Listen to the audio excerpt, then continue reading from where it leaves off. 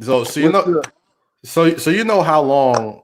What was it? You know what the first moment I knew I was in quarantine entirely too long, bro? What? I Let had me to tell give you my my girl. moment too. I had to give my girl a Brazilian wax this weekend, bro.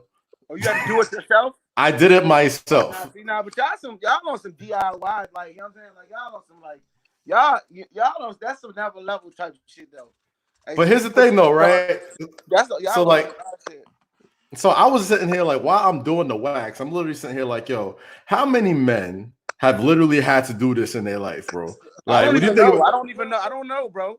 we I don't ne- we know. never we never been in a position where like your shorty can't go to the salon and get it done. Like we had to stay in the house. Like yo, and my girl was looking at me like, yo, why are you looking at it like you've never seen a vagina before? I'm like, yo, because I've never seen it from this sort of angle in my entire life. Like Nah, it's you are that. That's another level. Y'all ready to jump the broom with that type of shit right there. Y'all ready to jump the broom. Y'all are it's a ready. lot. There's a lot of trust in there, bro. But yeah, so That's man, my go-to, my you wingman during this jump. got the Jameson. I got some Casamigos and the BT Hip Hop Awards cup. So you can see Okay, that right there. You pretty know what I'm on saying? brand. Pretty on Very on brand. brand today. Very on When I brand when I today, bro. when I knew we was in some heavy shit is when I looked at one of your pies and I was like, damn, nigga, this nigga face is buried in the underneath the your beard is like you look like one of them niggas that make like folk music for like the village, like type shit. Bro, I remember my Harden days, bro. Like when we hit, remember we Yeah, hit yeah, Houston, and I yeah, had yeah, my yeah. Harden joint like real Yeah. official, Now it's looking caveman crazy. Like fam. you let niggas know you ain't been outside. No, you have. You got a mask. You already got a grown in mask. Good job, you already got it now. You If know, it wasn't for my Harden phase, I'd be going through it right now. I ain't gonna hold you. I was nah, trying you to, you know, what I mean, I was doing SNY. I had to get my hair cut nice and slim, and you know, what I mean, look as professional as possible. Now I just look like I'm back to my caveman phase, bro. you wearing the well though, man. You rapping for the homies. That's like, you know what? I'm in solidarity with everybody. Because you know you got access to a barber. You just in For solidarity sure. with the brothers that ain't really like, you know what I'm saying? Even me, this is woofing it for me. I feel crazy right now. Mm. First of all, I've gained 17 pounds. You know what I'm saying? Woo, woo. Yeah, 17. Dog, So I yo-yoed. I yo-yoed. I was I'm gonna really put my athlete like body to the test when this is over because I'm like I've never been this heavy before, and if I've been heavy, I still been strong. Like my right. chest, my arms were strong. Like I was still, if I was heavy like this, I was still benching like 205. You know what I'm Yeah. saying? Like I'm weak. You know what I mean? Like, you know what I'm saying? I look crazy, bro. So Fam, I had to buy a bike yesterday just to get some sort of like outdoor activity because I ain't trying to run that much and like a lot of heavy breathing. I ain't trying to do all that. So I was like, let me just get a bike. I got on a bike for the first time in at least like give yeah. or take 8 to 10 years, bro. How did it feel? How did it feel getting on the bike? My chest felt like somebody the Lil Wayne flick on the Lil Wayne flick. That was my chest as soon as I Yeah, nah, I started, feel you on that. I definitely feel you on that. bro. That shit. I might stop, but like where I live, there's nowhere to go. Like it's all like homeless people like outside. Like I live Mm. like in the heart of Hollywood. That's gotta change soon. I'm gonna change that. Well, I'm gonna shit. change. Well, shit. I mean, let's talk about it, bro. You out in Hollywood right now. You know what I Yeah. mean? Like you out in LA. Like I know California has been a lot more like stringent on the social distancing than New York has. New York. No, just New York niggas. Y'all niggas don't know how to just stay in the crib. Like you know what I'm saying? Like niggas, it's too much. Like bro, that shit stressed me out. I'm like, bro, like, can we just? I don't know, man. Like now the hope is because you know you starting to see more and more people outside, and it's like.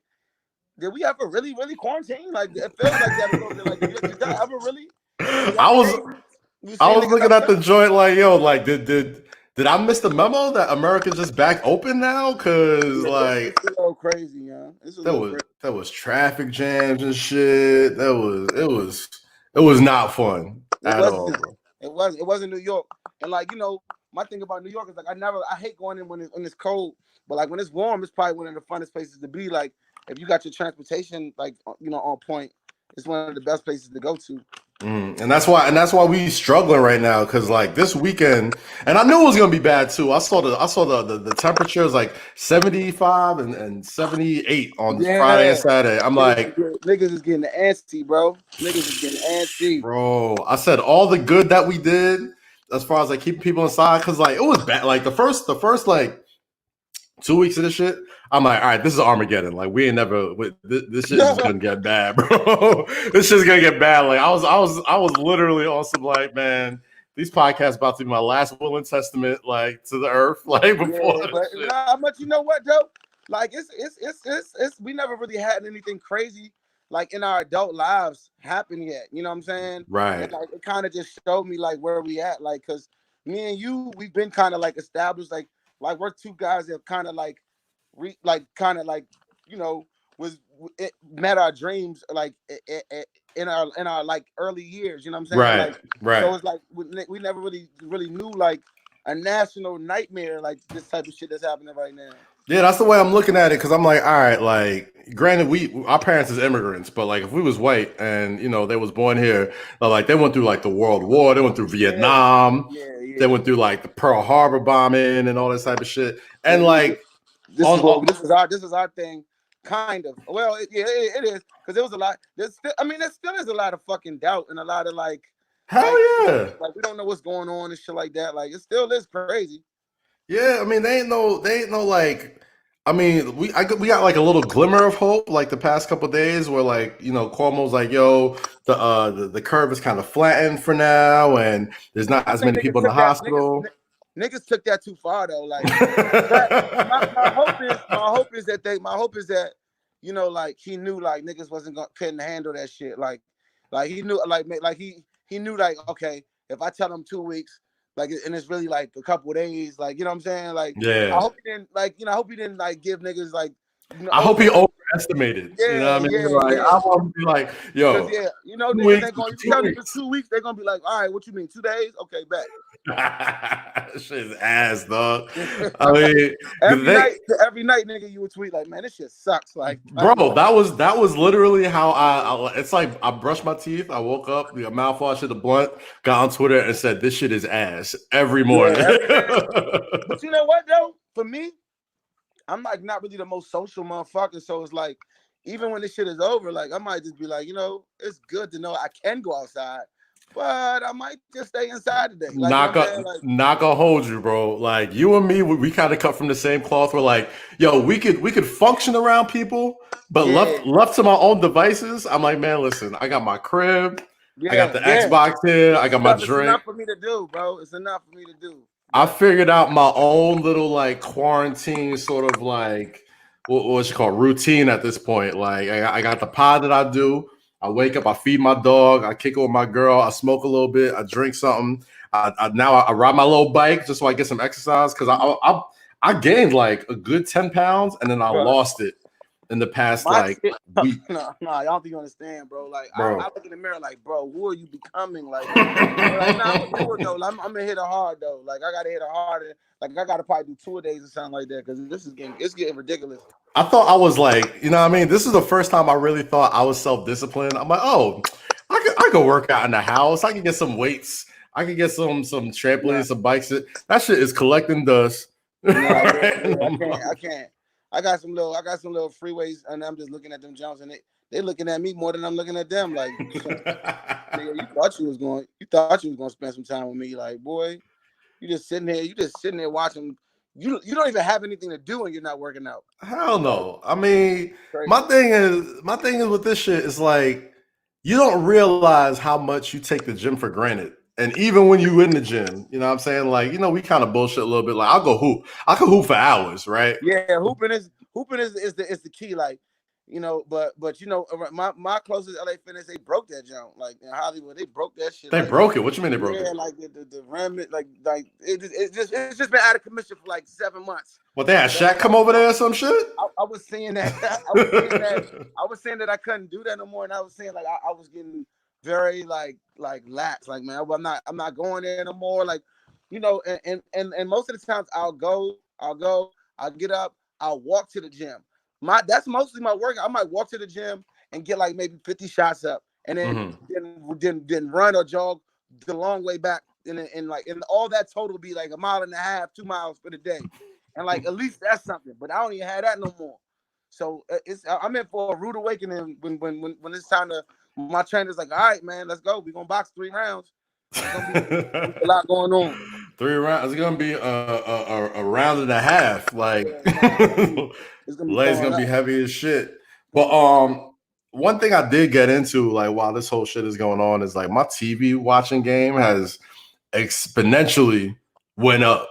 Right? Like, hell yeah. Like, I started watching Billions. I had never seen Billions before, and I literally only watch Billions. Talking about that all the time, but I'm gonna start it, but I ain't start that joint yet. I literally started the first 3 episodes today, and that's only because I saw Becky Lynch was on it. So I was like, you know what? Let me try and get on this shit, and let me see if, because they was treated like it was a big deal having Becky Lynch on the show. Real short, wasn't it?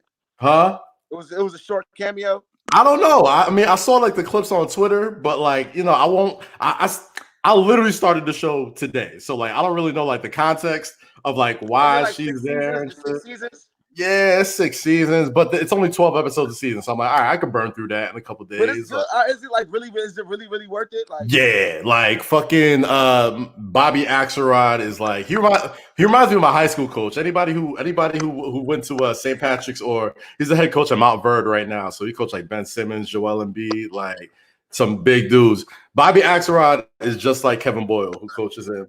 And you got Paul Giamatti in there. They're really good actors and shit. But, you know, it's fast paced. It's a lot of like quick talk. It's a lot of, you know, like shit happening and betrayal and money talk. Like it's a dope show. But like I said, I'm only like 4 episodes in. And I'm trying to get to the Becky Lynch cameo by at least this weekend. At least. Man, that's some real like hard fan work right there, man. You gonna watch all them episodes just to watch Becky Lynch on TV for 5 minutes? Yes, because I got, you know what I mean, I got these wrestling pilots coming on. Like, I got to make sure I'm up on every single WWE, ECW, Have you seen the Big Show? I've watched the Big Show. I didn't finish it yet, but I got up to the episode. What'd you think about it? It's for kids, but you know, I'm just glad to see him doing some something else. You know what I'm saying? Like something that he loved to do.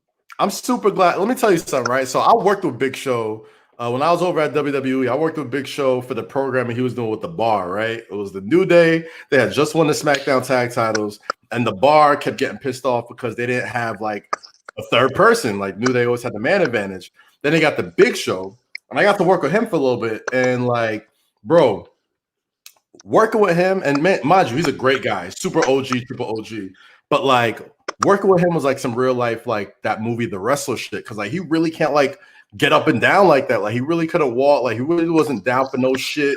Like I'm sitting here trying to get Big Show like, yo, we gotta, you know, go through rehearsals for something.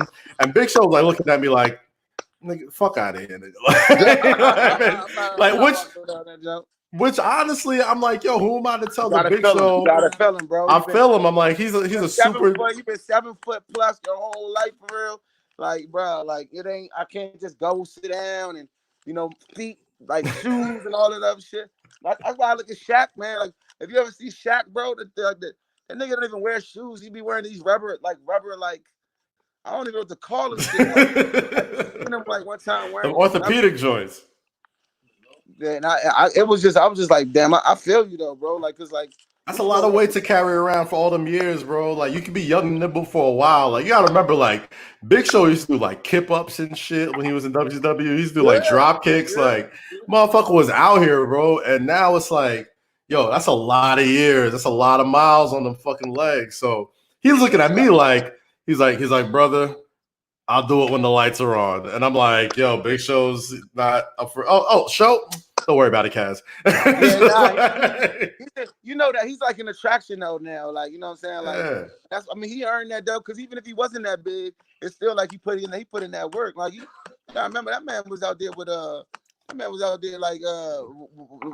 when Kane first got there. You know what he touched low key, like Big Show touched mad like eras of wrestling. Yeah, Like, man, yeah, I remember he feuded with Yellow and Red Hogan, bro. So bro, like, he feuded with Yellow and Red Hogan off a monster truck fucking match, right? He was in the OG WCW, joined the NWO, went to the WWF at like the height of the Attitude Era, like when like WCW was still popping, like did Ruthless Aggression, ECW, fucking did the Mayweather fight, Akabono, like big fucking, like Big Show was like a super triple OG, and it's like you forget just how known this motherfucker is. Like, yeah, and he's the Big Show at the end of the day. Like that motherfucker is the Big Show. He's the giant. Like, you know, he like at that weight, that height, you know what I'm saying? And like and the way he was doing his matches early on, like he was doing jump kicks, like yeah, stuff like that. Yeah, bro, that was the whole shtick. It was like, remember he's supposed to be like Andre the Giant's son or whatever, quote unquote. And then they had him. I always wonder how they got away with that. I mean, what are you gonna do? Sue? He dead. I mean, nah, but I'm just saying, like, I thought the WWE like owned it or something like that. Well, I think if I remember correctly, like they did some shit where like Hulk, like he came back to like he never necessarily said Andre the Giant's son, but they always said like he was like coming for revenge for his father. I feel like they said it, man. Like, they said it. I feel like they did. Like, I feel like they did. I feel like I remember. I just remember him like saying like, "Oh, I gotta come for revenge for my father. He was never the same since you body slammed him at the whatever." Maybe I just seen it through like maybe I seen it through revision, like all the WWE docs and like or WWE owned things where they could have said it. They could have, you know what I'm saying? And you know WWE be mad revisionist when they showing you they shit. I'm like, that's how it happened, bro. I had to stop though. Like I had to stop. Like, but they're fun to watch with people who don't watch wrestling. Like the Monday Night Wars thing. Right. I love watching that with people who don't. Because like if you watch the Monday Night Wars like documentaries, you can kind of explain to people like why you like what's your appeal to wrestling outside of like the matches. Like, you know, we like the scuttlebutt and the fucking like. It's a hard word to use. We're wrestling nerds. We're like we know the nitty gritty of all this shit, but like that because that's part of it. Like when you because it's like anybody that thinks that people watch that we watch it just for like what we see on TV is crazy, bro. Like, you know what I'm saying? Like you like that's like I be trying to say like, yo, imagine like all the Avengers, like, you know, their contract issues and you know their issues with the writers, you know their issues with the writers, and like the Hulk isn't winning, isn't beating, isn't stronger than Thor, and he's upset about that. Like you got to add those. If you knew all of those things, then you probably watch more like Avengers and all of that. You know what I'm saying? Exactly. It's way more than just. It's way more than just a bunch of niggas running around in tights. It's mad intricacies in that. There's like, oh, like why is this guy trying tonight? Like why? Oh, does he want to leave, or is he mad about the right? Like we're this guy losing so much. You know what I'm saying? Like it's so much other things that come into watching wrestling. Bro, it's one of those things when it comes to us, like we're lifers, bro. Like it's not like, oh, we caught on during like the Austin era or like the Rock era, none of that shit. Like I've literally been watching wrestling since I could remember watching television. Like that's been my shit. But you know, now we at a point where it's like the doors are so wide open. Like they got like Dark Side of the Ring. They got like fucking all these movies coming out. AEW's doing well. Like it's been in the news because it's like there's deemed an essential business, and now they're gonna start letting some fans in Florida. You know, and it's like it's almost like I always tell people, and it's been a big trend on Twitter that everything is wrestling, because if you watch wrestling and pay close attention to like the inner workings of how this type of entertainment is made, you will figure out so many things about life and just figure out just how much things, especially if you're in entertainment. I implore you. Wrestling is where is real. Life is fake. Fact. Big facts. Wrestling is real. Life is predetermined, man. Like, man. I mean, you gotta think about it. The president is a WWE Hall of Famer. You know what I mean? Like the motherfucker he's running, and he's got the worst booking ever. Bro, he's running it like a shitty promotion. He's booking America like 2000 WCW. Bro, it's awesome. David Arquette is the WCW champion type shit. Yeah. David Arquette being WCW champion is Donald Trump being president of the United States. It was the point, like, it was literally the first time I'm like, yo, the world really looks at us like the projects, bro. Like, I thought this whole time America was popping. Like, I thought, like, we McDonald's. We McDonald's. We sell a lot of shit. We're so bad. We're so bad. We're so cocky. But it's just like, like, you know what I'm saying? Like, you know what I'm saying? Like if you drive by McDonald's and you're hungry and you smell the fries and the burger, you like, yeah. I mean, you know what? Here's the thing, right? America and McDonald's is so similar because, like McDonald's, you smell it, it smells good to you, you want to eat it, but deep down inside, you're like, this shit ain't good for me. They figured out America. Like, not eat it. Like, there's literally documentaries where motherfuckers is like, bro, you're literally eating like the idea of food, not actual food. Like we all know, like, just like America, we've known this entire time how shitty this country is. Like, there is no level of content. Like, you can literally go anywhere, any movie, any library, and it will tell you Americans and the founding fathers ain't shit. It is right there in front of you. Shit, just like McDonald's, bro. But they did. It's like you know what you're getting, and sometimes you need what you want. You know, it's like, nigga, you want this Big Mac though, don't you? That's basically what America is. But you know, on the brighter note, it's just like we just got to try to do better, like as a country. You can put on SportsCenter, even though it's nothing on there. What do SportsCenter be showing right now? SportsCenter be showing nothing but I gotta give it up. I'm gonna clap for him. I gotta give it up to Max Kellerman and Stephen A. Smith, bro. These motherfuckers is still on TV every day debating about nothing. What they're talking about? Like I bro, I haven't turned my TV on and like I watch stuff on on Netflix and stuff like that. Like I don't SportsCenter is depressing. And I ain't gonna hold you, like wrestling is a little bit depressing too. Because it's gotten to that point where it's very depressing. But again, like you said, hats off to them too, because they're at least trying. They're trying, bro. They're trying. Like I gotta give it to them. Like, you know, the Bray match. It was different. Yo, WrestleMania was tight to me. WrestleMania was tight. I'm not gonna hold you. There's no way. Oh shit, Don Shula died. Oh yeah, Don Shula passed away today. Yeah, man. He had a good run though, bro. 90 years. That's a good run. Great run, great coach. You know what I'm saying? Greatest winningest coach ever. But yeah, I mean, what did you think about WrestleMania, bro? See, I think about WrestleMania was like, I mean, again, I was glued to my TV. Can I get a match or later? WrestleMania, I was glued to my seat. You know what I'm saying? And that's all that really matters for real. Like, I'm glued to my seat. I'm watching it, and they try something different with the Boneyard match. You have to really check your fucking what's his name at the door though.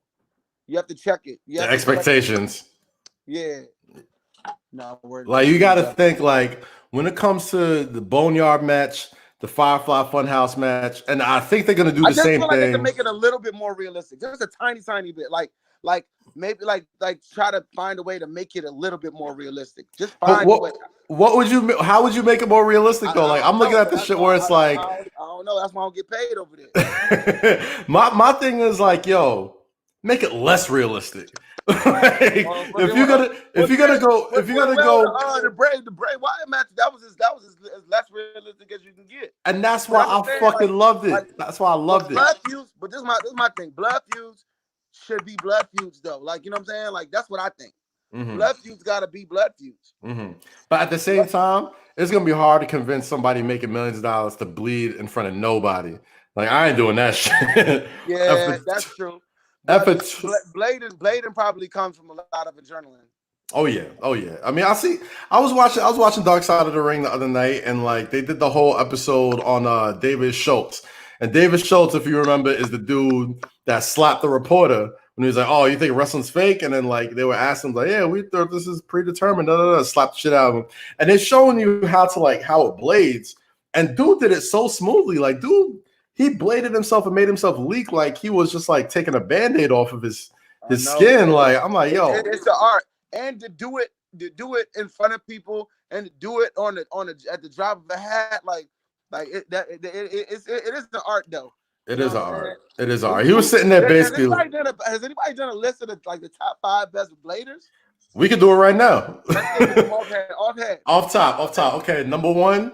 Flair gotta be top 5. Flair's a juicer. Flair's a big juicer. But it's because he get extra points because of his hair. Right. So it gets in there. I got Flair 1, Foley 2, Dusty Rhodes 3, Terry Funk number 4, Abdullah the Butcher probably. Abdullah the Butcher, right? Shit. The cheat sheet is everybody who shit still look crazy. Abdullah the Butcher head look like a donut in that shit, bro. Like I ain't never seen no. Like it looks like somebody like stuff. You gotta splice the picture of Abdullah and post. Oh my god, bro! I'm gonna do that shit right now. It should look like if somebody stuffed a jelly donut in his fucking head. These motherfuckers was doing that shit at house shows, bro. For what? Like for no reason though. For what? Yo, that's why I respect. Yo, I respect the fuck out of pro wrestlers, man. I love watching it, but yo, there is some shit you cannot not get me to do for any amount of money. That's what I'm trying to say, bro. Like it's not, you know what I'm saying? And then it's like the gold. Then you got some of the golden boys that like the top like the baby the baby faces of that you know the movie star like action figure right wrestlers like the Stone Colds, like you know later in his career he probably didn't want to blade like that, you know what I'm saying? I don't know, because like he probably trying to get roles and shit like the Rock ain't trying to blade, bro. You know, like, do it. And you know there's some bad blade jobs like Vince McMahon had a real bad one. Who else? I had a real JBL. Eddie Guerrero, yes, the Eddie and JBL match. I think it was the last one. Bro, like, no, they said he needed a blood transfusion after that joint. Dog, he was literally covered in that shit. I don't even think they like replay. I think they replay on the network, but like I don't think they've even replayed it on TV since then because that shit was like even like for its time, like when niggas was bleeding every week. For his time, I was like, "Yo, that's a lot of motherfuckers." It's too much. It was too much. But no, they said he like passed out. They said he like passed out after that joint. You know what I'm saying? They said it was real bad. And like even if you look at it, it's gross, bro. They had to change the bottom of the ring. But he didn't. I mean, obviously he didn't do it on purpose. No, like he tried to do it. I think he just probably he like hit an artery or like something like that. Like he like got close to one. It was bad. So I'm just spitballing here, right? Hey, Steve, pull up Eddie Guerrero and JBL match. I'm just spitballing here. You can see. You said what now? I'm gonna just spitball here, right? So yeah, I remember like Eddie was like on a lot of drugs and shit. He had like heart issues or whatever. Like he had, I think like his heart. I don't think it was during that time. I think he was clean during that time. He was clean during that time, but you gotta remember, I think he passed I think he had like an enlarged heart or something like that. Mm-hmm. So when your heart is big, you pumping mad blood like throughout your whole body. So I think maybe he had like he tried to go for a regular clean old blade job. And his heart was just pumping so much blood. That shit was just like, oh shit, I never thought of it like that. You know what I mean? Like, cause I was looking at the shot, I was like, yo, how do you even get that much out? I'm like, did you cut that's like what I was saying? Cause this is like, bro, the dog looked like he was like a oh, this is the match right here. Did Eddie have the title when he was during that match? Yeah, he was the champ. He was the champ at the time. My man put it up on the computer right now. He's skimming through it right now. Mm-hmm. JBL wasn't bleeding. Like, bro, how do you wrestle a nigga that's covered in that much blood? Like, I'll be like, bro, I'm straight. Bro. Like that, right? We talking about Eddie Guerrero. You know, the wrestlers they be cutting themselves. Like when they bleed and shit. But this is like this. We talking about the matches with the most blood, and like this is one of the matches that had the most blood in it. Like I think that they were saying like they said that Eddie like low key accidentally like cut himself the wrong way, and like by the end of the match it was just fucking. It looked fire though. That's a movie, bro. It looked fire though, B. It looked crazy. But okay, what are some of the best blade jobs though? Like okay, the one of the best ones that was tight that didn't cause that much. That was, I think that's when he bladed. That's when he bladed. Yeah, that's when he bladed. He hit him with the chair. Okay. WrestleMania 13. That's one of the best blade jobs. Oh, Stone Cold Steve Austin. Come on, man. Now, 5 minutes. Yeah, he did it too fast. It's coming out too fast, bro. It was the chair spot, and then the cutaway, and then look like that's a chair can't do that to you, bro. Look at it was squirting out, bro. Like that shit is too crazy, bro. Yeah, but Stone Cold nicked himself just a little bit where it was going right down his forehead, and that was perfect. Like that's the perfect blade job. That shit was iconic, bro. Like I had that shirt as a kid, the Blood from a Stone shirt. Had that shirt as a kid, bro. I mean, that was iconic because that's when it changed everything for him. Hell yeah, yo, lowest the keys. Ric Flair got a good one with Sting. No, was it with Sting? It was sometime in the WCW. It was like a really good one. Then he had one when he had with Macho Man and shit like that. He's probably talking to him like, bro, you all right?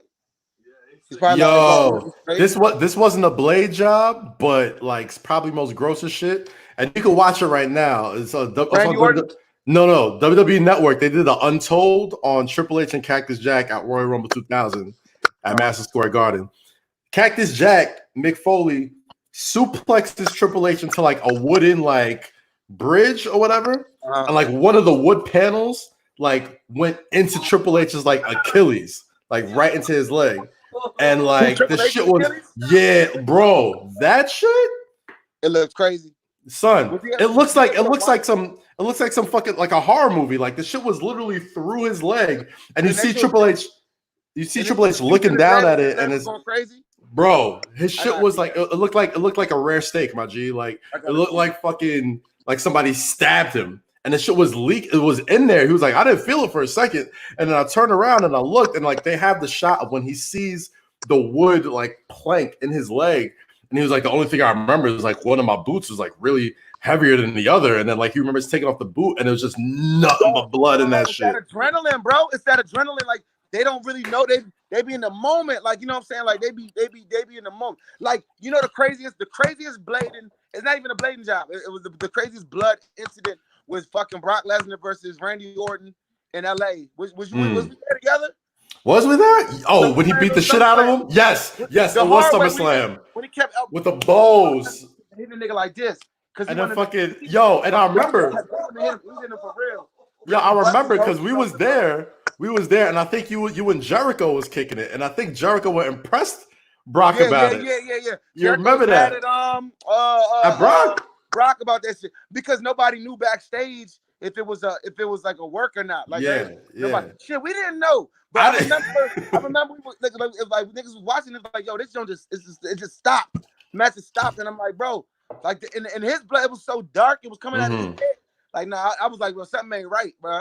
And I remember how bad it was because like I remember at that time, I think Randy Orton was like just coming back, like it was like his big return or some shit, and like that fucking elbow, we all saw the first elbow like at the same time, but we was like, oh shit. And then he just like started like working it with the glove. And by the time he got up, he was just covered. I was like, yo, he really fucked Randy up. That's what I'm saying. That's why it's so hard to read WWE because it's like, bro, are y'all is it PG? Is it blah blah blah? Or is it like, but you know that they just did what they had to do. They did what they had to do at that time. Where are we at? Where are we at with the companies right now?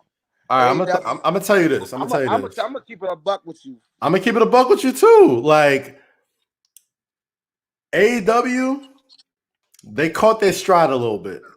They really caught their stride. Like I felt like at one point when they weren't doing the crowds, we're gonna interview Cody like soon too. We'll get Cody on the show too. Well, like they really caught their stride right after Revolution. They put the title on Moxley. Like Jericho, like has become. We all knew Jericho was like a goat, but like now he's become he's separating himself, bro. That's what I'm saying. Like you gotta. I'm so like I'm legit entertained when the man talk. Like I'm entertained like the way that I'm entertained with like great stand-up comedians. Like he's just funny as hell, bro. And sometimes I be like, yo, do he know that this is that fun? Because some of his humor is like. It's like that, like he's a white dude, like that white dude, like no, get him out of it. No, I don't care. Well, that's enough. Like he puts that extra panic on his voice, and I'm like, is just because he's Canadian, or does he know that he's really? I'm like, he's got to know. He's got to know. He's got to know. But he's really good, bro. Let me tell you, bro. This past year, let's take it from. All Out or whatever, when he first became AEW champion to now, To me, Jericho went from like, okay, he's one of the greatest of all time, to like, yo, if I'm doing the Mount Rushmore, I'm not so sure I don't find Jericho in there. Oh shit. Nah, Jericho is the he knocked somebody at the Mount Rushmore this past 3 years, bro. But like, bro, look how much blood. That's all Eddie blood. Like, sheesh. Look at that. It's all Eddie blood. Like, it's thick. It's on the ground. And that's all out his head, bro. That's all out his head. Look at him. And he's still turning up. Look how swole he was at this time, though. That's that second wave of like, this is what I got for y'all, bro. That's what I got. Yeah, we jumping around. We had to get that. I had to get that off though. Nah, fuck it. We're moving around as much as we need to, bro. I like AEW. I like what they're doing as far as storytelling, because it's like literally, and maybe there is the benefit of having like not as big a roster. But everything has a reason. Like, you literally have a reason to watch every single segment on that joint. Like, right. Like, you know what I'm saying? Like, and there's some small like intricacies in the storytelling that I personally like. Like what? I get it. WWE don't like to do that because it's more kid like friendly. Like, but like all right, like last week when Dustin Rhodes was fighting Lance Archer, like the whole thing with the towel, like. They're gonna throw in the towel for him. Yeah, he's about to, and Cody was like, "Nah." So we already know, they've already showed us how they tell stories, that at some point they're gonna come back to that. It might not be next week or the week after that or the week after that, but at some point they're gonna come back to that. But they did come back to it though, because it was like that's how he lost to Chris Jericho when MJF threw the towel in for him for Cody. Yeah, and that's how he was like, he'll never get that. That's why he can't fight for the AEW title. Dustin ain't had nothing to do with that joint, though. That's what I'm saying. Nah, but Dustin is Cody's bro, so he knew. And you know they're gonna, and they probably got a way to tie that in with that. Like, but you know the thing is, I do not want to see Cody be a heel no time soon, bro. I don't either. I think Cody's on one himself, bro. Like as far as talking, best baby face. He's the best booked baby face. No, I can't even say booked because he knows he approaches doing promos like acting, like monologues. He approaches it like that, and you can see that. Like WWE might have 3 or 4 people that are that good at doing their promos. They haven't been given the opportunity. Cody's given the opportunity. He's booked that way, and he delivers. So, like when you see him doing a joint, it's like it's captivating as fuck. Like when he do his promo, bro. Like I was a little boy, I was in Houston. I was in Atlanta. My dad took me down here, and blah blah blah blah blah. Like you just be like, bro, this is tight. He's just talking, bro, and you could tell he's just talking. You could tell, even if he's not, even if he's pre-planned it and wrote something down, or at least he has bullet points or something. You could tell whatever he's saying, he means that shit. Like you could tell, this is how you and know, that's the problem. How you know Cody. This is how you know Cody's gonna be fucking like a legend. Like this is how you know, because he's going to make, and quote me on this, he's going to make that, he has a tiny speech impediment, like a lisp, is it a lisp or something? Yeah, he had like a lisp like a couple years ago. He's going to make that iconic before it's all said and done. Before he's like 50 years old and all of that, like they're going to be like classic Cody Rhodes promos that young Jesus is memorizing, that are going to try to put that like that the inflection on their voice to try to sound like Cody. That's the trajectory he kind of like Dusty. Kind of like Dusty is when people do Dusty impressions. Yeah, like he got his own little thing. And like Cody, like you gotta understand this motherfucker, he went from a fucking company with like 10 wrestlers that on paper was all better than him, like, you know, like internet darlings or whatever. Right. You coming from the big bad company that's quote unquote killed wrestling or whatever. And like literally you're in conversation with being like the one of the best in the world. Just off the strength of how good you are with psychology and talking. But you got to think about it like this, though. There's no I mean, you can say what you want about WWE and all that type of shit, but like to me with Cody, there's no reason in the world why he shouldn't be where he is right now.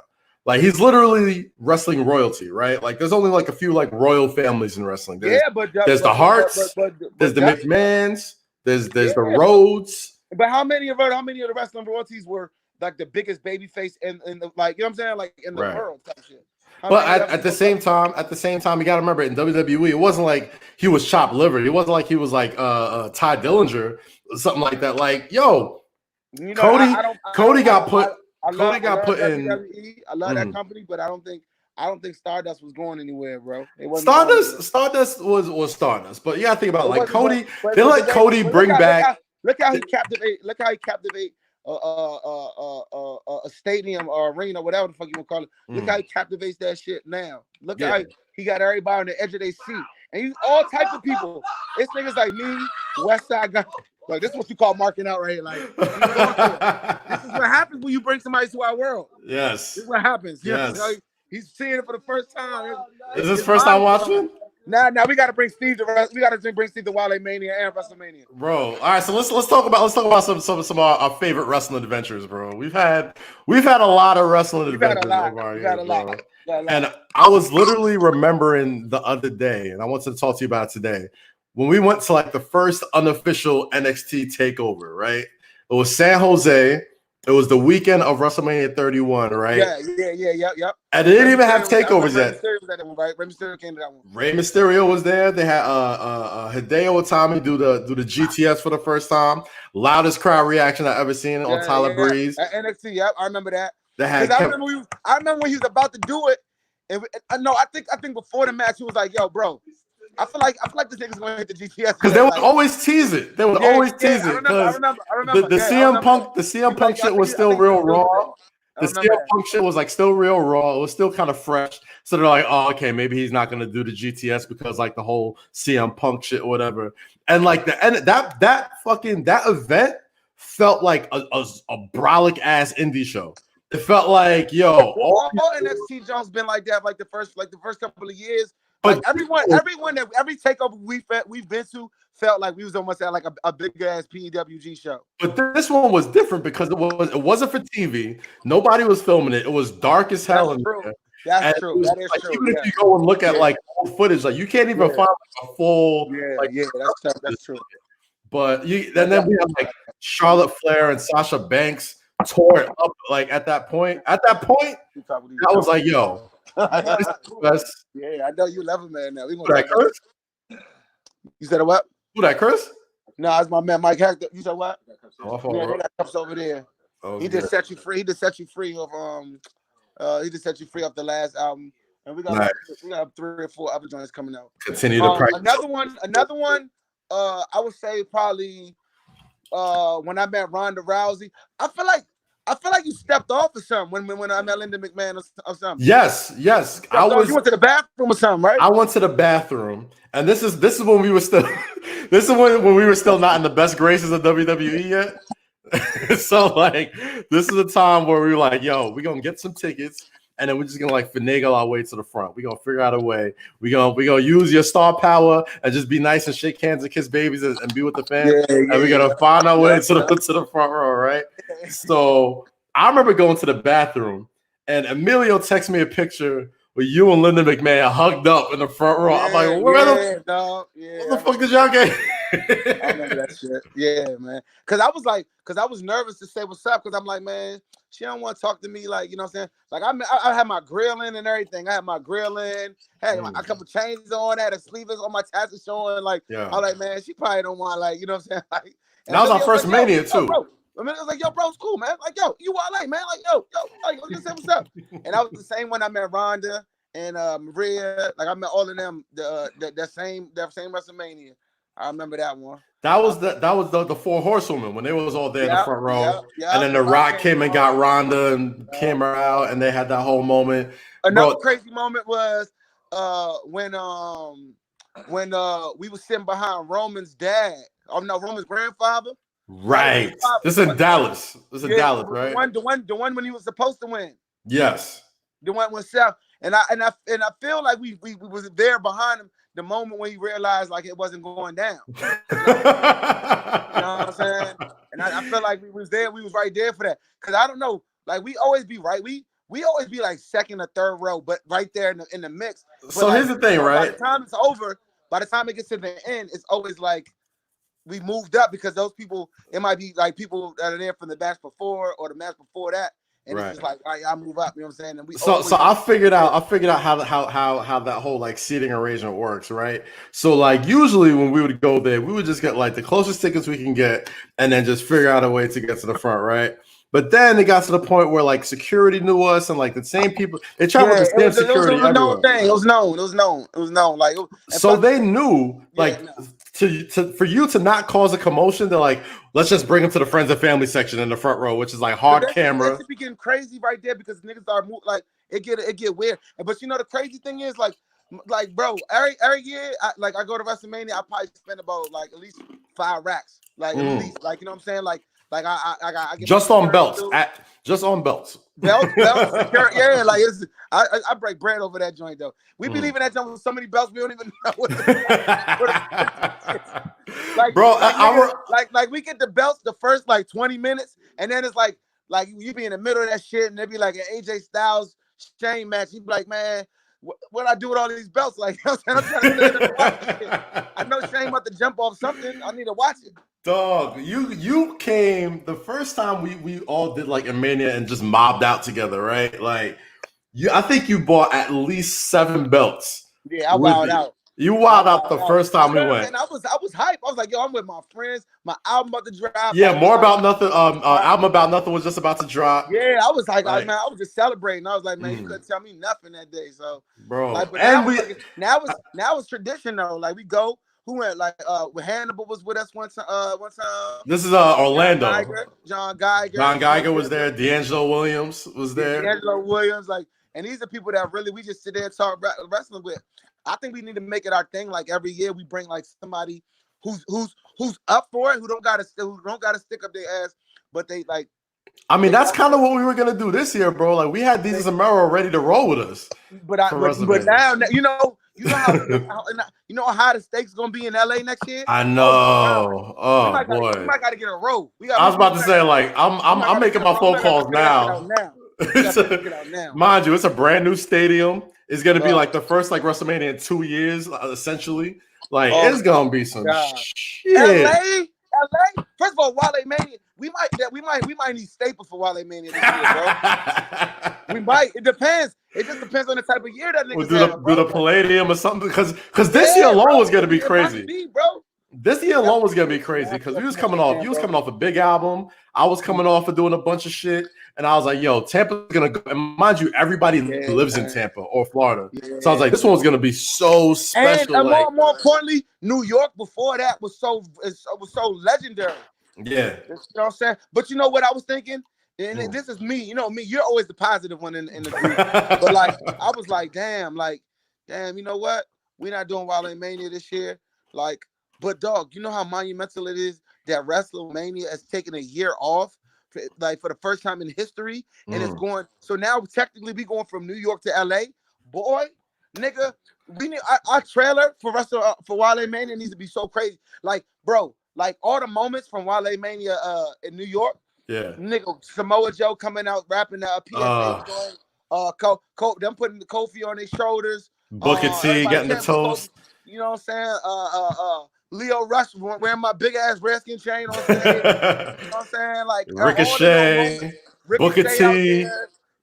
Booker T getting his flowers. You know what I'm saying? Like, we got time. Dog, it was such a I'm sitting here thinking like, yo, I think it was by the time Ricochet came out and did the Wrestle and Flow joint with Leo and Josiah, when I was literally just sitting like, yo, this is gonna be like a Black wrestling history moment. Like this entire night, like they will tell the story.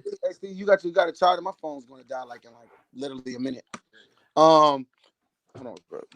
It's all good. Yeah. Let's get this. Let's get this phone on the charger. But it was at the time where Ricochet came out and Leo was on stage and Josiah was performing. And mind you, originally the whole plan was to get Undisputed Era to come out. And have Josiah sing him to the ring or whatever, sing him to the stage. But then I just saw Leo, and I look in the crowd, and I see like Cedric in there with Big Swole. I see Booker T with his wife, and I see like all like the contemporaries and VIP. And my phone's blowing up. New Day's hitting me like, "Yo, we on the way." Samoa Joe's hitting me. That's what I was hoping. That's what I wanted to walk away with giving you in Sparks. I wanted y'all to walk away like, okay, like, you know, it's a unique thing. We don't really get no money off. We do it out of love. You know what I'm saying? So it's like, I wanted y'all to walk away like, damn, if Wale just brings this to the table, we bring this to the table, we can have this every year. And that's the goal. You know what I'm saying? Like, and even now, like, it's not the biggest misconception with that, Joan, is that it's just for WWE talent. Like, My G, like this year, It's for Scorpio Sky was everybody. supposed to come. Swole Yeah. was supposed to come back. Like a lot of people supposed to come. Like we want everybody from all the companies to go because I want them to feel. I want them to feel the love from the people that doesn't come with, yo, can you sign this? Like it's not an autograph signing, and y'all don't really go to the club like that. Like that's not y'all thing. It's a But party, let's have one night bro. where we do that. It's like it's the type of vibe that only us could really provide for this thing that we're just so passionate about and that we love so much. Because it's like, man, I remember like the time we were really like concept of what WaleMania was gonna be like, and I think we had to be an all-star or something. We was somewhere. And it was just like, man, like WrestleMania needs something like this, bro. Like WrestleMania needs something where like, yo, we can go and kick it with wrestlers and party and drink and like. And you know what? I gotta send a big shout out to Court though. You know Yeah, shout out Court Bauer, man. Court Bauer, he knew like I think he went to like a show of mine. He's like he kind of knew like, yo, bro, like this could be a thing. And like the first one, it didn't really know what it was yet. It didn't find his legs, but it was packed. And like I remember like I know the Bullet Club was there, and this is like before like a lot like that shit came to the station. This is early Bullet Club, yeah. Rey Mysterio was there, MVP, Jim Ross, like, you know, and Jeff Hardy was there. I remember Jeff Hardy came late. Jeff Hardy was lit. Really know what it was. It was more podcasts. It was more podcasts than party. You know what I'm saying? And then like, you know what? Well, we on our fifth one. We done 5 so far, right? Or 6. I feel like the party vibe this was 6, right? This was 6. This was 6. So we've done 5 already. It transformed. It hit its peak as far as a party in New York. Like that New York felt like a concert, but it didn't feel awkward. It didn't. It flowed together. It flowed. Like we kind of like shout out to Court Bauer. Like we kind of like worked the kinks of what worked with his. And I was like, all right, how can I take that and make it into like a flowing event so it doesn't feel like this a quick changeover and people gotta come out and come back. And the thing is, Court wanted it.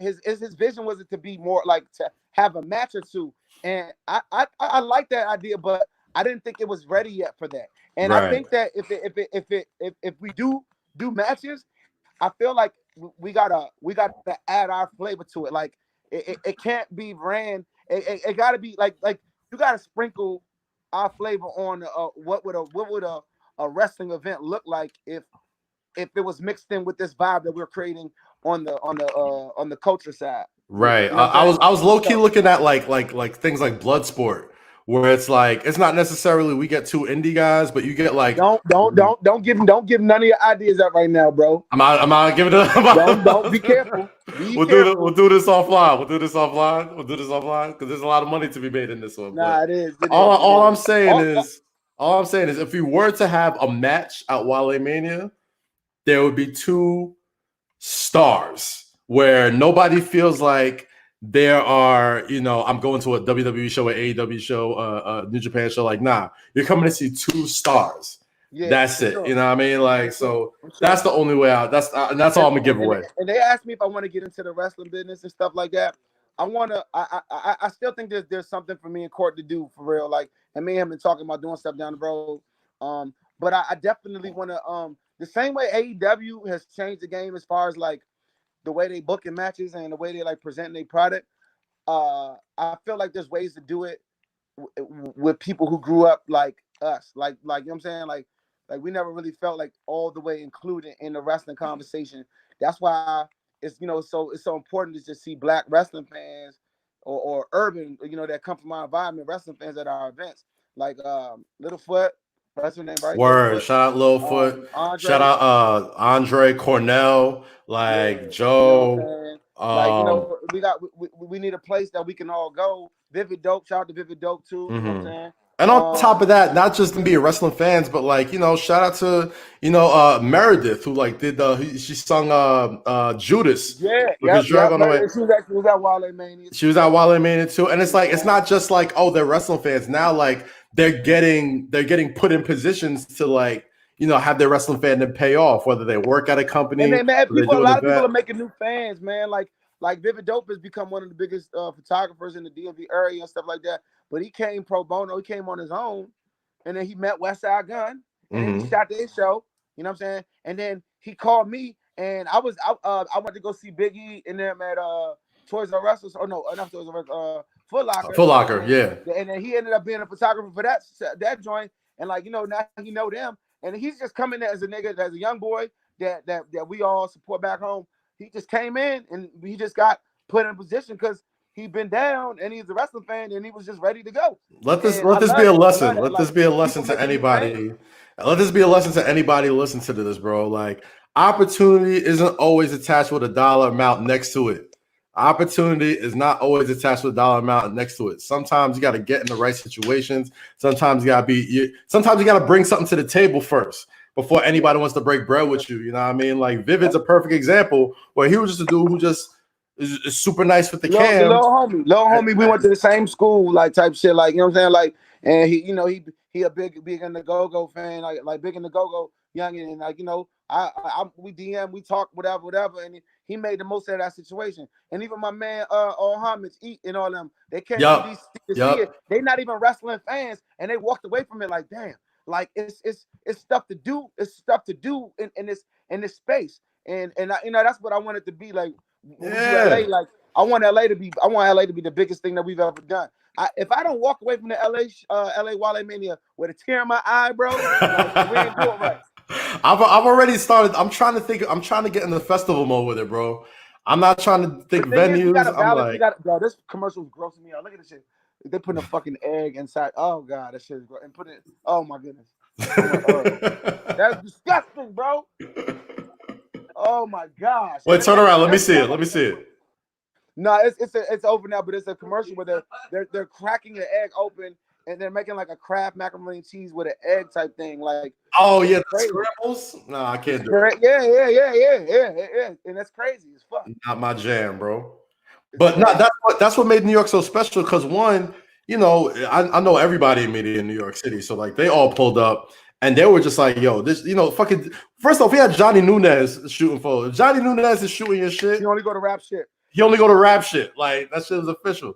And on top of that, when you come to your shit, you got the popping spot in the city for the night for sure. Exactly. And on top of that, like, shout out to Lil Foot and all these other, a lot of like the indie merch guys. You set up the merch table, so they love that. Like, I definitely got more ideas coming forward. Like when next year, like to just do like maybe kind of like leading up to it, like a couple weeks out of it, just do like one thing a day with like somebody that's gonna be there as far as like merch guys. Maybe we do one shirt with this company or this wrestler, one with this one with this one with this one, leading up to that joint. You know what I'm saying? Like something that we can do to like promote, like, because we wrestling and entertainment business is about to have a tough 365 days, bro. Like, bouncing back from this stuff. So I'm all about just doing stuff for the community, doing stuff with the community, Black-owned businesses, and definitely, independent wrestlers is definitely on my radar. Honestly, that's what I was thinking big on this year, because I feel like a lot of indie guys, it's gonna be hard for them to eat this year, and I really want to look out for them for WaleMania next year and try and give them opportunities. I want to make sure our event doesn't cross schedules with any indie shows. I don't want nobody to miss out on no money for this event. Like, I want them all. Yeah, for sure. I want them to bring it too.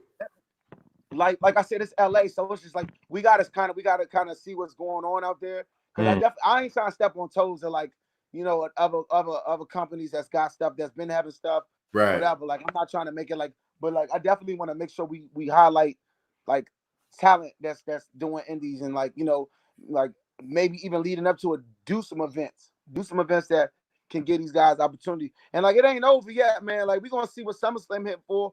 Like, if this things is back in motion, it ain't gonna be WaleMania, but we could do something for sure. Yeah, Boston ain't far from here. I ain't mad at Boston, yeah. So I'm with that. If we get to any sort of normalcy in the next couple of weeks or months, that'd be very telling. Before I get you out of here, brother, Money in the Bank is this weekend. For the first time ever, they're doing it both matches at the same time in Stanford. They got to go up the building. You know what I mean? This just sounds like a video game, but I'm all ears, man. I am all ears, dog. All right, let me see if I can pick. Let me see if I can pull up the Money in the Bank participants for this year, and I'm gonna get. So when you say they climbing up the joint, is it like how many floors is it? So the WWE building, I think, is 9 floors, if I remember correctly. But it's 9 floors. They put a ring on top of the roof and a ladder in the middle of the ring with like a crane holding both briefcases on the top of the building. And I think The they only thing taped it that a you few can weeks say ago. that is they filmed it already and they edited it and they didn't. So there's nothing that could go wrong. This shit's gonna be Die Hard, bro. It's gonna be Die Hard, like Die Hard Money in the Bank. So I'm gonna ask you. I'm gonna tell you the participants. You're gonna give me who you got winning. Women's Money in the Bank. We got Asuka, Shayna Baszler, Nia Jax, Dana Brooke, Lacey Evans, and Carmella. Men's Money in the Bank. We got Daniel Bryan, Aleister Black, Rey Mysterio, King Corbin, Otis, and participant to be named. I guess either tonight or later. Who you got on both of these, bro? Man, well, I think maybe Oscar probably for the women because she's been a star of WWE during this era that Facts. we. She's been her and Jericho have been the quarantine MVPs, bro. Yeah, for sure. Mm-hmm. For men, I mean it's a heels like thing. Like baby faces don't, you know what I'm saying? But at the same time, with everything being like super predetermined now and like super like how it is, Yeah. I feel like they might give it to a baby face and they just might cash it in like the same way like Rob Van Dam cashed it in. You know what would be tight if they did it? If they cashed it in and then somebody did it at a small, like they cashed somebody won it and they cashed it in at a small venue, like the Right. old, like a 300 people, you know what I'm saying, all fan joint. Since we're gonna have to be in like those type of environments, and like the pay-per-view is really just like 3 matches, like, but it's like in some small ass arena. Well, here's the thing. Florida is just passing a rule where they're opening up certain events, but they can only fill up to 25% capacity. So you can have, I think by next week, like Raw, SmackDown, and AEW Dynamite, they all film in Florida. There's a big possibility that there'll be some sort of fans there. You know what I mean? And that's gonna be amazing. But I feel like AEW is the only one that's like processing that. Was the TV shut down? Yeah, That's not fun. Yeah, so no, I think AEW is the only one that's kind of using it at their advantage. Like, all right, well, we can't have that many people here. We're gonna have all of the what's the name talent, the enhancement talent. We're gonna have them all in the crowd. We're gonna have them all like yelling, screaming, making sure like you can hear them, and we're gonna still tell these stories. And we're gonna have we're gonna have Chris Jericho entertaining you with like in you know inside terminology, bro, and, you know, just very witty jokes, and it's working. To me, it's working. it's definitely working, man. Well, as you can tell by the horns outside, it's 7:00, so we clapping for the essential workers right now and coming home from work and shit. But Baba, this is a great talk, man. We got to do this more often. I'm gonna continue to convince you to be my podcast partner in life. At least once or twice a week, we're gonna get up until this fucking quarantine is over, bro. My God, man, I appreciate it, man. This was painless. Of course, it's supposed to be. It's supposed to be too sweet. Yeah, man. So just keep doing what you're doing, and you know, I'll probably hit you tonight like normally. Yes, sir. Well, Raw's about to start in about it. What's up? And you know, you said what? I said Raw's about to start in about an hour, so I'll thank you for giving the wife the best and all that. I don't even think you've seen the Office, bro. Like I got a special tweets framed by the wife. This is a Paul Heyman tweet. He said, "You're amazing, sweet, ambitious." Tell me a picture of that. I need to see that up close. I'm gonna send you these. Throwing shit back, or is it just a commercial? Oh no, yeah, they running the back. It's the Dennis Rodman. Yeah, nah, man. You know, just keep doing what you're doing, man. And you know, we're gonna try to figure this shit out. This shit ain't as easy for me as it is for a lot of other people. But I'll make it easy for you, bro. That's another conversation for another day. But yeah, hit me on later on tonight. I'm about to try to get some work in. Yeah, get them hits out there, brother. I'm gonna catch you later, bro. My man. Later. And I will say less today with my brother Wale, as you see by the ticker. I'm going to convince him to be my co-host eventually. But until then, make sure you follow him at Wale on all social media platforms. And you can also follow this podcast on Apple, Spotify, Stitcher, Google, Podbean, wherever you get your podcast. Thank you so much for listening to Say Less today.